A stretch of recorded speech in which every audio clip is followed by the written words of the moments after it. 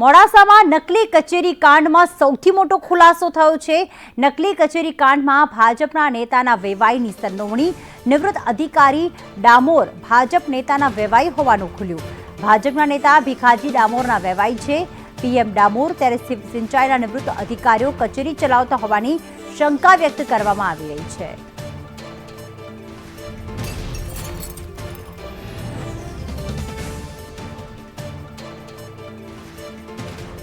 ત્યારે ગાંધીનગરથી હિરેન રાવલ અમારી સાથે જોડાઈ ગયા છે અને મોડાસા જ્યાંથી આ નકલી કચેરી મળી આવી છે ત્યાંથી શૈલેષ પંડ્યા અમારી સાથે જોડાઈ ગયા છે।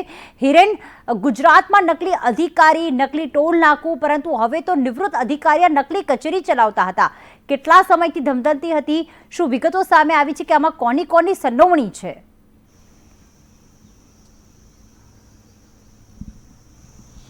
જો અત્યારે હાલ જે ઘટનાક્રમ ગઈકાલથી સામે આવ્યો છે એમાં ભાજપના જ સમર્થનમાં રહેલા અપક્ષ ધારાસભ્ય ધવલસિંહ ઝાલાએ રેડ કરી અને આ જે કચેરી છે તે પકડી હતી, પરંતુ જે માહિતી મળી રહી છે સૂત્રો પાસેથી એ અંતર્ગત ભાજપના જ સમર્થનમાં રહેલા લોકો સાથે સંકળાયેલા છે આ નિવૃત્ત અધિકારી ડામોર। જો કે અધિકારીઓનું કહેવું છે કે ડામોર નિવૃત્તિ થયા પછી એમની સલાહ લેવા માટે જે ત્યાંના ઇજનેર છે તે આવેલા હતા ને એટલા માટે આ ડોક્યુમેન્ટ ત્યાં પડ્યા છે। જો કે સંપૂર્ણ ગતિવિધિ શંકાસ્પદ હોવાને ધ્યાનમાં રાખી કલેક્ટર અને ડીડીઓએ એક કમિટી બનાવી છે અને કમિટી એમાં તપાસ કરશે।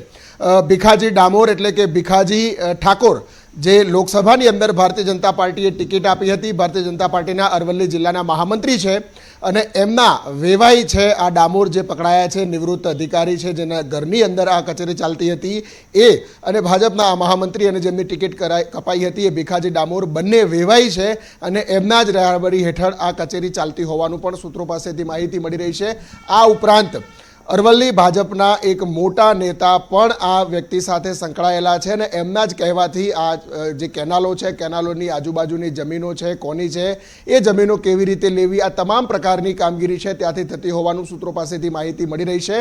રાજ્ય સરકારે પણ આ ઘટનાની ગંભીરતાથી નોંધ લઈ અને તાત્કાલિક ધોરણે વિભાગ સ્તરેથી પણ તપાસ કરવા માટે આદેશો આપ્યા છે। હજી સુધી પ્રાથમિક અંદાજ કોઈ આવ્યો નથી, પરંતુ કેટલા સમયથી આ ચાલતી હતી, કેટલા પૈસા કોઈની પાસેથી પડાવ્યા છે કે કેમ તેની પણ તપાસ વિભાગ તરફથી અને જિલ્લા કલેક્ટર દ્વારા રચેલી કમિટી દ્વારા કરવામાં આવશે।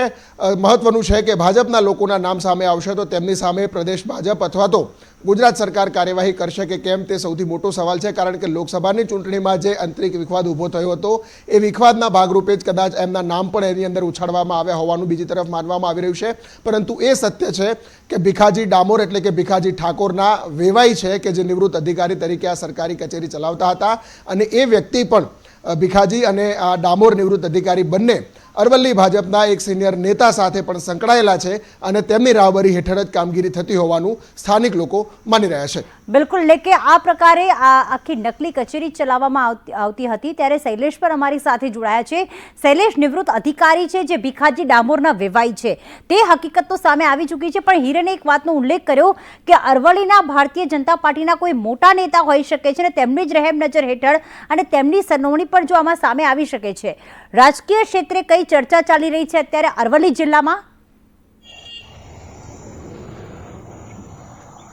આ રીતની જે ઘટના છે, જેમ ધવલસિંહે આક્ષેપ કર્યો કે છેલ્લા 3 વર્ષથી આ કચેરી નકલી કચેરી છે એ ચાલતી આવી છે અને જે કંઈ તળાવોનું કામ છે, બીજા અન્ય કોઈ કામ છે, એ તમામના જે કંઈ મહત્વની બાબતોની ચર્ચા હોય, કોઈ બિલો બનાવવાના હોય તો આ જ નકલી કચેરીથી થતા હોવાને જે આક્ષેપ ધવલસિંહ ઝાલાએ કર્યો છે, જેને લઈ અને તમામ રાજકીય પાર્ટીઓની અંદર પણ ભારે ગરમાવો જોવા મળ્યો છે। ક્યાંક ને ક્યાંક કોંગ્રેસ પણ આક્ષેપ કરી રહ્યું છે કે અરવલ્લી જિલ્લાની અંદર જમીન કૌભાંડ હોય કે બીજા અન્ય કોઈ કૌભાંડ જે ભૂતકાળમાં થયા છે કે આગામી સમયમાં પર્દાફાશ થવાનું છે, એ તમામની અંદર ભાજપના કોઈ મોટા નેતાનો હાથ હોય એવું ચોક્કસથી મનાઈ રહ્યું છે। પરંતુ હાલ તો કલેક્ટર અને ડીડીઓ દ્વારા જે સમિતિ બનાવી છે એ સમિતિ દ્વારા જે તપાસનો આરંભ કરાયો છે, તમામ સાહિત્ય ત્યાં લઈ જવામાં આવ્યું છે, એ ચેક કર્યા પછી વધુ વિગત છે એ બહાર આવે એમ છે। પ્રીતિ, બિલકુલ, વધુ વિગતો બહાર આવે તેમ છે। હિરેન અને શૈલેષ, આભાર તમામ વિગતો માટે।